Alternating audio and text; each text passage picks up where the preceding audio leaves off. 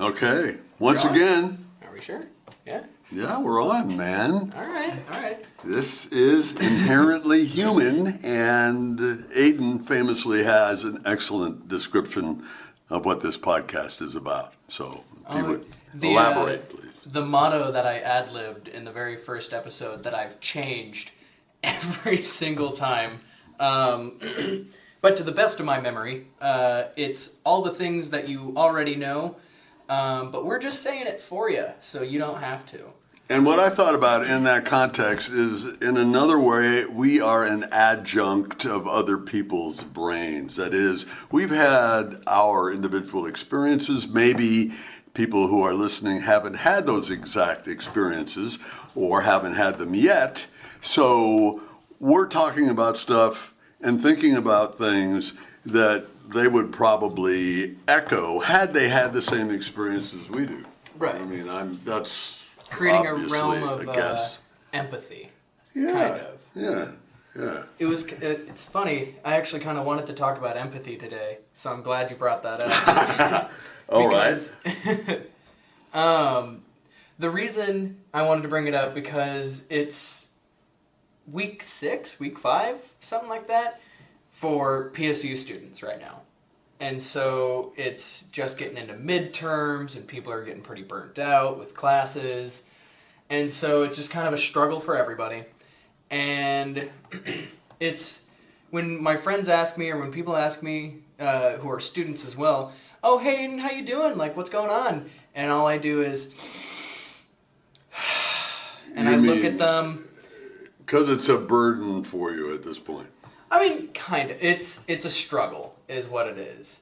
But I don't answer them necessarily. I just kind of look at them, look away, heavy sigh, shake my head, and everybody who I've done this to, they immediately are, "Oh yeah, nope, absolutely, me too."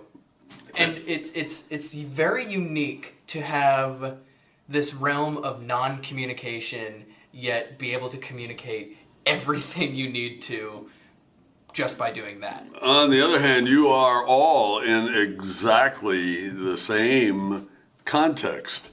Mm-hmm. I mean, it would be very easy to be stressed by tests, by assignments that I still, well, not in the last few months, but I, for many years, have dreamed about college assignments that I have failed to finish. And I'm going to be judged on that soon because graduation is coming up and they seem so real that it isn't even funny. Well, do you end up feeling better after this little symbolic expression of the burden you face? You know what? No, I don't. I can have whatever face I want and I can breathe or sigh as deeply as I want, but that doesn't get rid of the homework assignments that I've pushed off forever. Because that's just how college is going to be. That's how students are going to be. It's going to push off everything we can until the last minute, burden ourselves with it until we can't handle it anymore. But that's just how it is. That's how it's going to be. I know there are a lot of people out there who are not like that, who are really on it, and they're nerds. You really think so? I mean... No, I envy them. I truly do. So there really are people who are not stressed by going to college? It seems like a stretch to me. Everybody, if they're doing their max, are probably feeling like, I don't know if I'm good enough. Maybe. You always got to question yourself when you're in classes, in education mostly. So what makes you do it? What makes me do it? Yep. Requirements of life. Well, okay, what do you mean by that? You mean getting a good job after you graduate? Yes. Is that right? Exactly. That's the reason you're putting yourself through this now. Exactly. So that's the payoff for you. I'm going to suffer now so I can prosper later, is my theory in this. Interestingly enough, to me anyway. Yeah, you've got a little bit of a different experience here. Well, I don't know. I was actually going to talk about your experience. Oh. And it has to do with something that happened yesterday when I was in the Portland State University Recreation Center swimming pool doing my resistance training. I don't really swim. I just do resistance against the water. And a young woman stepped into you know where I'm going with I was this. there for this. Yeah. She stepped into the water, and I knew she was unfamiliar with the swimming pool. I think it was her first time in the water, at least in a long time. And the reason I say that is that when she put her toe in the water or her foot, it was clear that the temperature was not to her liking.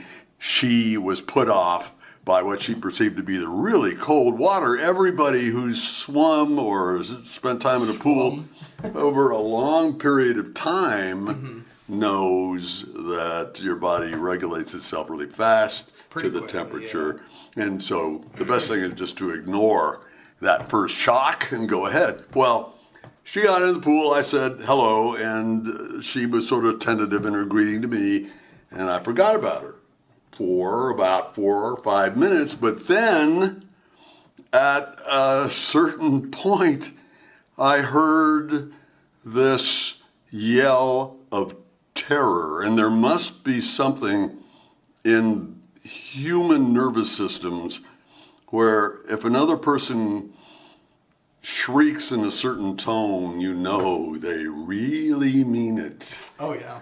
Absolutely. And so what had happened is this young woman, she was in a lane adjoining my swim lane, had started walking towards the deep end, but she didn't know that instead of a gentle slope all the way to the end of the pool, there's a huge drop off to about 10 feet from the shallow end to the deep end, and it's marked with a black line as a warning.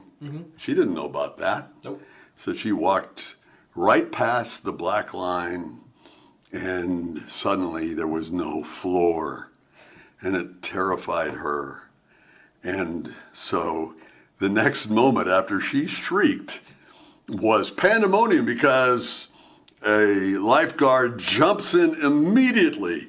Another lifeguard orders everyone else out of the pool. There's a lot of action in a moment. It's really, really very intense.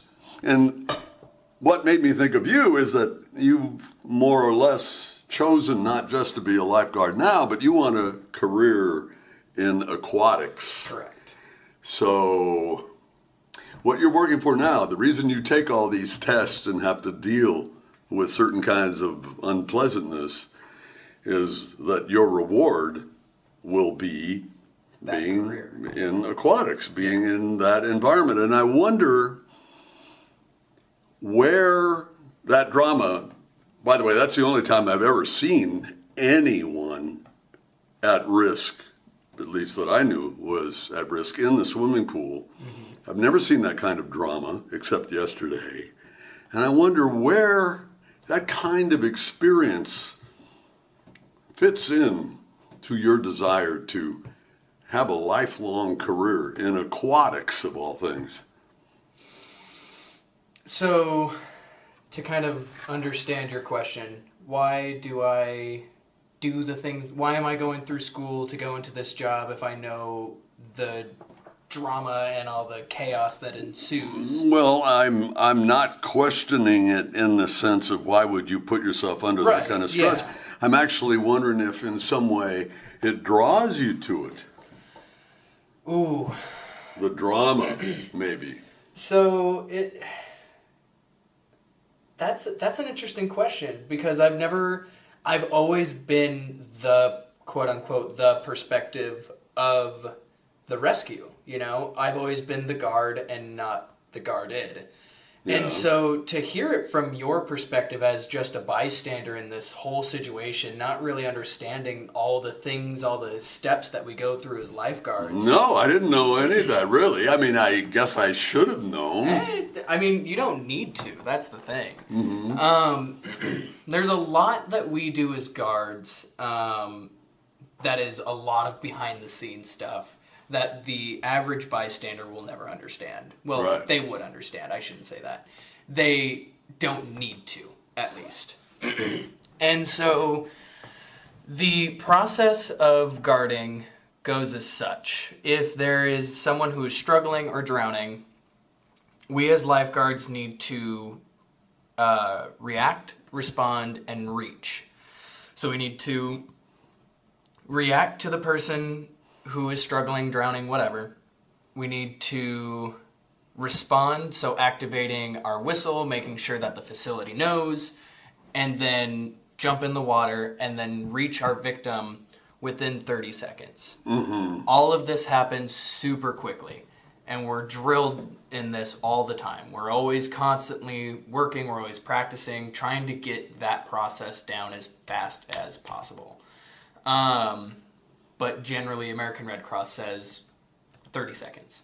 Yeah. And then if there is a unconscious victim, for example, or a spinal victim in any capacity, the entirety of the rescue from when we recognize it, we blow our whistle, and then they're out of the water and we're performing whatever else we need to do, no more than a minute.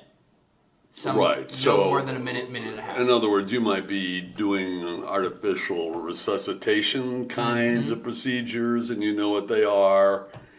So There's a possibility of going from sitting in a chair watching people swim Yeah. to performing CPR within a minute period.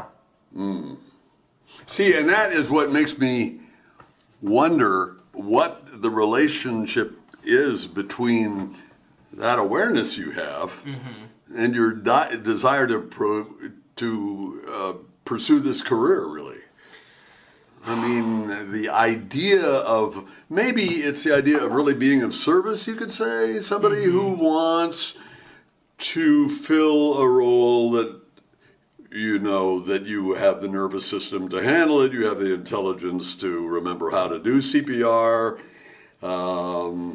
you have the discipline to stay on point and not get distracted, perhaps, while you're doing your lifeguarding.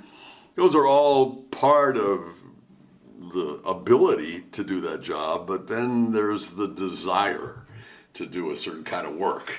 And that's where I would like to know how Why you feel. do I like guarding so much? Yeah, and you just said it. You do like it, I do. Yeah. right? So the physical act of lifeguarding is difficult. It is emotionally and mentally taxing.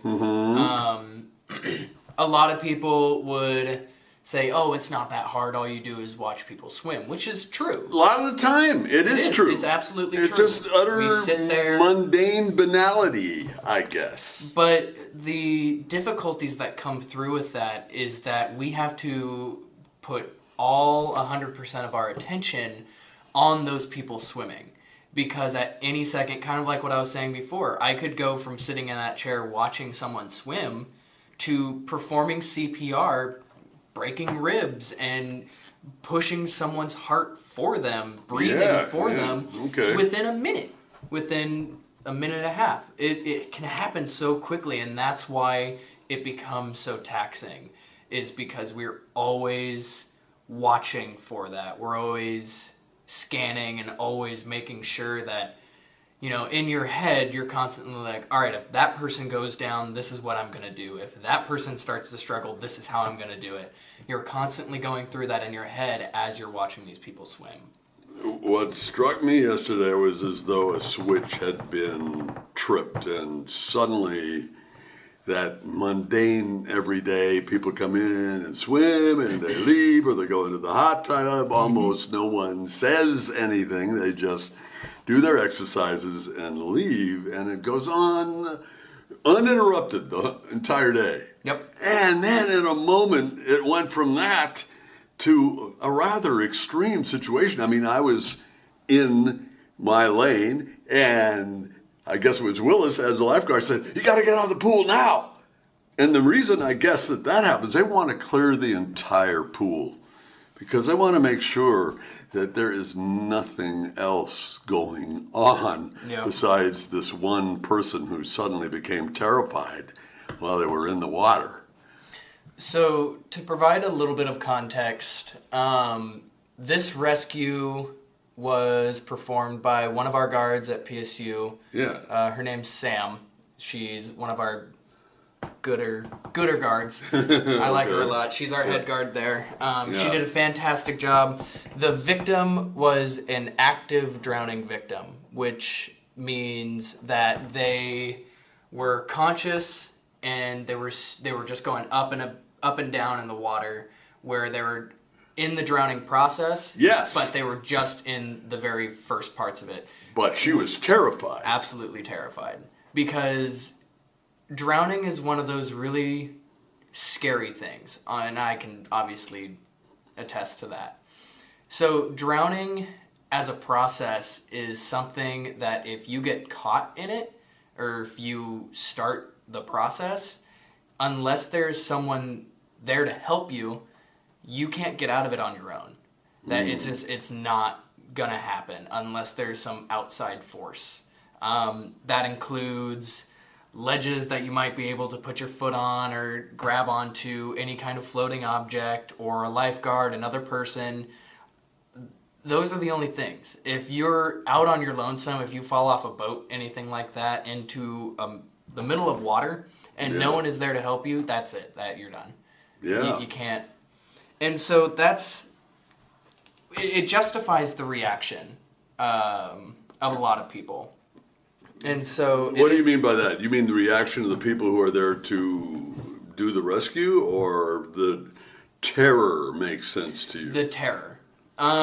Because I think people who haven't experienced any amount of struggling or drowning, I guess, in water, don't really know the feeling. They can't empathize. Kind of like what I was talking about earlier. Yeah. They can't empathize with how horrifying the experience actually is, you know? But you know that. I do. So, and you know it because of your ability to empathize, or is it because you've witnessed people like that poor young woman yesterday? So, a couple things. When I was a kid, I was young. I barely remember this. I think I had started drowning at some point. It's one of those vague memories in the very back of my head that may or may not exist in the first place, but I'm pretty sure it happened. Right, not just a dream you had years ago. It's not some deja vu. I think it actually happened. All right. That, additionally, with all the training that I've been through, I've actively saved, I want to say 4 or 5 people. And I know the process. I've seen fear in people's eyes when they start drowning. The panic that people go through, it's intense, and it feels, and I guess to answer your original question of why do I keep doing it, especially if it's so taxing on me as a person, it's because it feels good to help, I guess is the best way to put it. I just guess that brings us back to the idea of empathy. It feels good to help because... I guess you were going to answer that without my interruption. Go ahead. It feels good to help because helping people feels good. I can't say it. I don't know. There's a word for that. That's a circular kind of remark. I don't know if it goes to the depth of your feelings there, Aiden. You know, it doesn't. There's probably far more things that I could say. So when I became a lifeguard, I felt like I was put into this elite group of people who have a very specific set of skills. Yeah. And it felt good to know that I had these skills, these abilities, this opportunity to help in a very certain way. Yes. The entirety of swimming is for personal benefit and enjoyment, right? Mm-hmm. So either exercise or general joy.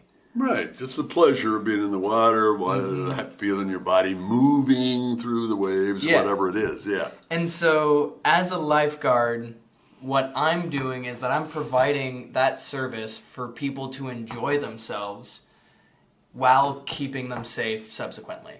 And so knowing that my job allows people to be happy in some way makes it all worth it. Yeah, I wondered if it might not be something along those lines. I think there's a cliche about the burden of a person's working life if they're stuck in an office all day in their cubicle, maybe crunching numbers or doing whatever. And I don't mean to be condescending about that because there are probably a lot of people who like it. Oh, yeah. But I was always afraid of that myself, and I lucked out. I had a career that let me fly around in helicopters and go to distant places and kind of be important while I was there because we had a camera. Right. You know, so that produced a kind of a status for me and the crew. Do you ever know? get recognized for your work? Have you ever been Yeah. recognized for it? Yes. Yeah? Yeah. When I was hiking, actually, on one of my favorite hikes, Silver Star Mountain, which is just north of Washougal, Washington, I guess it was in June. We met some people on the trail, and they recognized my voice. So No way. That's no, I'm incredible. not kidding. It actually happened, which is cool. But bringing it back to you, you're not going to be in a cubicle. Or are you? I mean, See, it's I wonder about that. it's questionable. So, my career path involves, or at least how it's kind of looking right now, a lot of collegiate aquatics programs or Parks and Rec aquatic programs, and the managers of that and the coordinators, the supervisors, all that. They always have offices, so I don't know if I'll be. I don't know if I'll be cubicle, but I'll be office. Yeah, Office. looking out the window, Yeah, waiting for 5 o'clock to come along. yeah, and I'm always gonna be stuck in the pool. So, but the other thing is like with these positions, with these jobs, with these careers, I have the opportunity to escape the desk, escape the office, and then enjoy the facility that I run. You know? Right, because it's an environment that, for whatever reason, really appeals to you. Could you break down what it is about a giant swimming pool in a huge room that's just filled with echoes and the sound of whatever machines are continually pumping the water? I mean, what is it about that is so appealing to you? It's comforting. No. Yeah, it's comforting. So, the essence of a pool, the smell of the chlorine. All right. I'm gonna admit this. I love the smell of chlorine. I That's absolutely amazing. love it. Ha! That also might be one of those where I've been exposed to it for so long that You associate it. Yeah, you associate it with something. Oh yeah, I mean every time I smell chlorine, it's I know that there's a pool and I know that I have the opportunity to do something with it. Mm-hmm.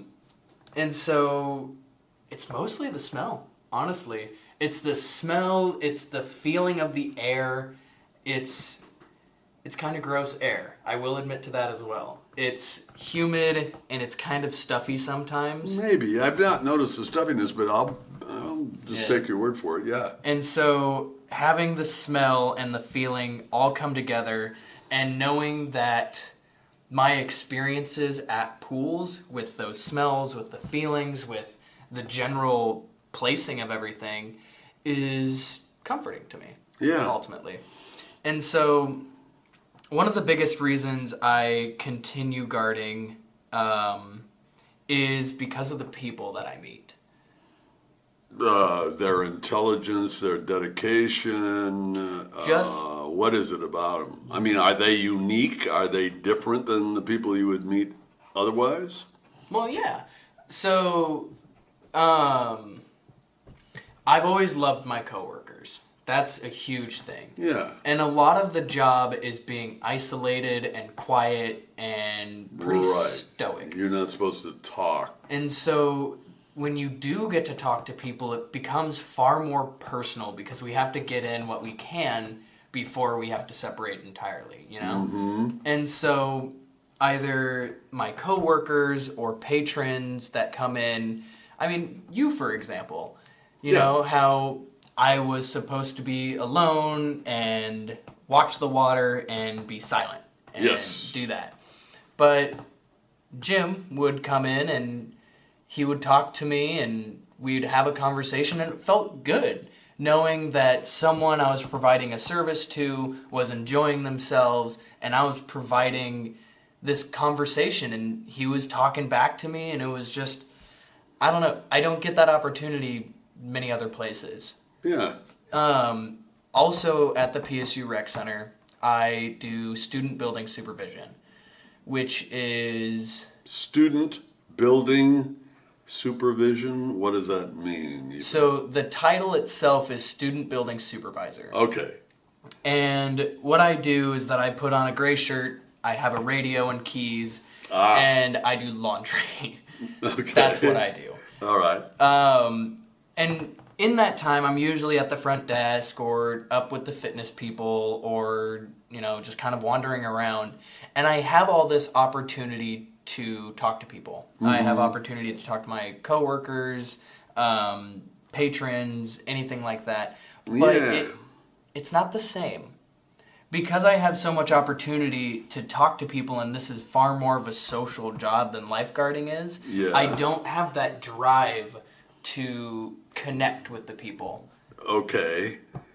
All right. Because it's so available, I guess. So the restrictions while you're lifeguarding make whatever human contact you have more precious to you in some way. Yeah, that's exactly it. Because, you know, it's one of those things where it's taken away from me for X amount of time, and so when I do get the opportunity again to have it, I'm going to take it less for granted, I guess. It's interesting to hear you talk about your environment, and, you know, I certainly, when I was with a camera crew and we went in some usually huge vehicle out into the outback of Oregon, you know, we'd be in a Nissan Armada, for example, which is a big SUV, lumbering over really rough roads to get to whatever location. And then we would be there, and it might be out in the Alvord Desert, or it could perhaps be on some Forest Service road in the mountains. But you get out of the car, and you're there with a certain kind of silence. Maybe there's a crow in the distance echoing through the canyons or something, or you can hear the wind, but there's a silence that isn't really a silence. I mean, it has an atmosphere all its own, and the air is fresh generally. Yeah. And I liked that. I kind of lived for that experience a lot of the time. And I, like you, really valued the interactions that we had. Often I'd be in a car with a photographer for hours at a time, but that was never boring to me.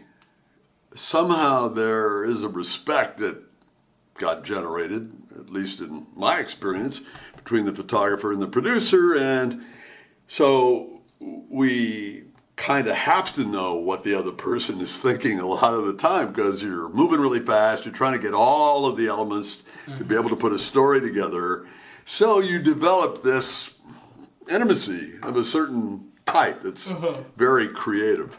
And I don't know, I guess maybe in your case too, your respect for the people that choose to become lifeguards and are able to pass whatever hurdles there are to prove that they have the nervous system, they have the intelligence, they have whatever the capacity is you have to save people's lives. Once they've proven they're there, you respect them.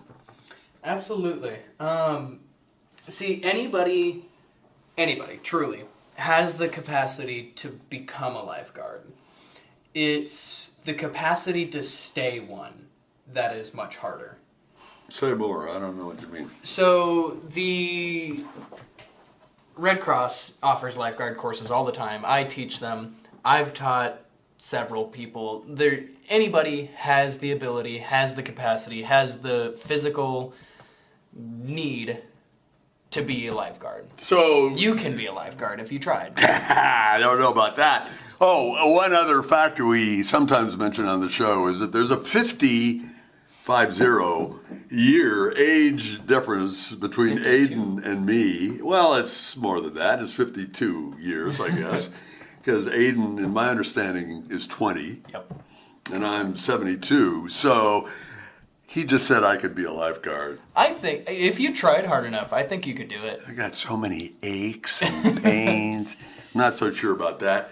But have you ever seen someone in one of your courses that you thought to yourself, I'm going to flunk this son of a bitch because they don't really have what it takes to be a lifeguard? Does that ever happen? No, right?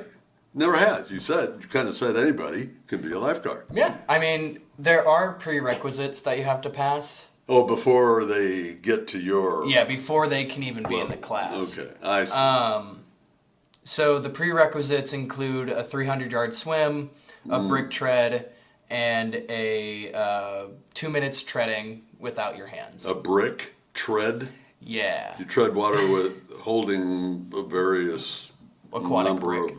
Oh, aquatic brick. Okay. It's called a brick tread or a brick sprint is what it is. And you swim to one end of the pool, you dive, you pick up this 10-pound brick, and then you carry it on your chest and you swim all the way back to the other side of the pool. Okay. Holding the brick so you can't use your arms anymore. Correct. Wow, that is a challenge. And it's to simulate a spinal victim. Okay, someone that you and you alone are going to be able to keep above, The keep their water. nose above Yeah. water, more or less. So, I mean, anybody has the capacity to pass that, you know? Well, if they have the If you- prerequisite, yeah. sure. If you feel like you physically can do those prerequisites, then by all means. And so the information that it takes to be a lifeguard is not difficult. I might be a little biased just because I've been doing it for so long. It's no longer difficult to me. Yeah. But in my mind, when I see new people try it, and I see the little mistakes that they make, and it's fine, but it doesn't take a whole lot to train them to do the exactly right thing, Okay.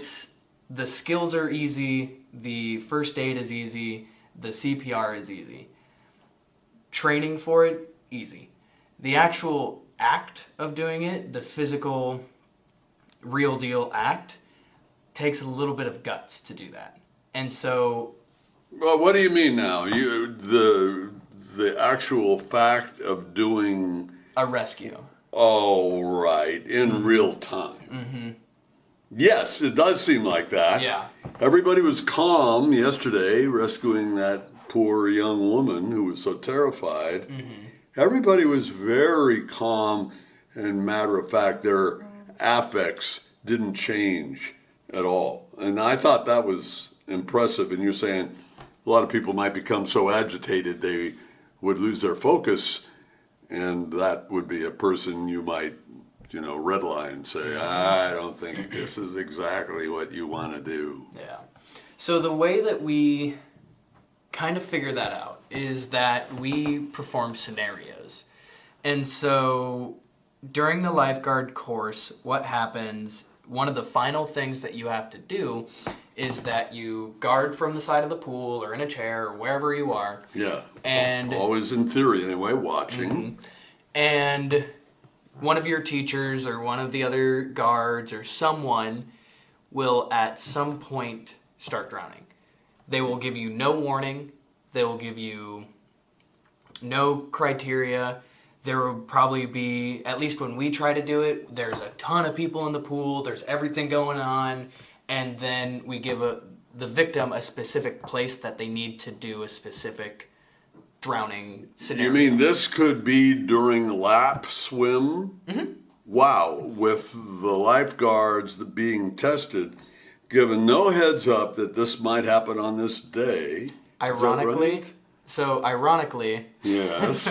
the day yesterday Right. that the actual rescue happened, Yeah. we were gonna do one of those. Oh no, really? Yep. And then the real thing The came real thing along. happened. Yep. You know, speaking of empathy, I wondered about that young woman. She seemed so vulnerable to me when she was getting into the pool. I watched her walk into the facility, and I Yeah. could tell immediately that she was not going to be able to functionally swim. Oh, you could. Was it something about her obvious unfamiliarity? Can you say more about it? Can you paint a word picture of what cued you to that opinion of her so quickly? She was a young woman. I mean, she Yeah. was not tall. Right. So I've been doing this for so long, and I've noticed trends in people's ability to swim. And one of the biggest trends is always in the face. Yeah? It's always, do they look uncomfortable? And if immediately right away they look uncomfortable, there's no way that they're going to be able to functionally swim. Yeah. You know? And so age has something to do with it as well. Obviously, if you're a child, you aren't going to be the best swimmer. And when she walked in, I noticed she was clutching a towel. Clutching it to her chest. The movement that you just made was mimicking her, and you clutched your arms Yeah. toward your chest. So Yeah. it was definitely keeping her stuff around her, just to her. Protectively. And they came alone. Likewise, as they walked through, She, in this case. she was looking around, trying to get all the stimulus of the pool, kind of figure things out. Right. And if someone, and I could have drawn it up to, oh, it's just their first time at the pool. Like, obviously, it's not a big deal. But anybody with any amount of swimming proficiency, no matter where you are, you do have a certain amount of confidence in what you're doing. Yeah, you've been here. You got this. There's probably. either a face of complete neutrality Yes. or confidence. Sure. That's One if or you the know how to other. swim, I agree with you. That's where it's Yep, going to be. Yep. Anything below neutrality in the face or in the movements, however they walk, however they're on the deck, Yes. you know that it's not going to go well. I see. Yeah. When they're in the water, that's a whole different thing. If they are very clearly uncomfortable, if they don't want to go above their like belly button or just above right. their chest, They want to sort of be out of the water. As It's much as too possible. cold. It's somehow it's just not pleasant. I saw that Yeah. in her. Additionally, if they can swim a little bit, but they're keeping their head out of the water as much as possible, and it's to a point hindering their movement, that's something else that we look for. That's something I see a lot, where people are, doing the front crawl, which is one arm over the other. And normally when you do that, you're supposed to have your face in the water, and then you swim, and then turn your head to the side to take a breath. Yes. But what I see a lot is people who are like swimming on their side, have their head all the way out of the water, and then the other arm comes around, and the head stays all the way out, and then it goes to the other side, and they're on their side again, and they look up. Right. And so that's a sign of unfamiliarity or uncomfort uncomfort? Discomfort. Discomfort. Thank you. Yes. Yeah. I'm here to help. Discomfort in Yeah. the water. And in the case of this woman, Mm-hmm. what happens after an experience, which I assume might not have been the most severe trauma in the world, but she's going to remember that for a yeah. long, long time. Oh, absolutely. I know it's not you guys' responsibility to counsel a person and somehow get them out of that memory or that, Right. that trauma of it, but do you have any sense if it's likely that she'll ever come back to a pool and take that chance again? I wonder. So there's several things that could happen.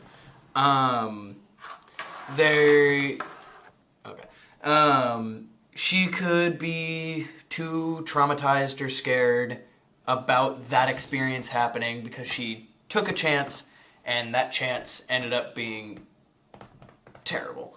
Yeah. You know? Which it seemed like from my perspective. Right. Not ever exchanging a word with her, ever. Yeah. And so now she could be too scared to come back.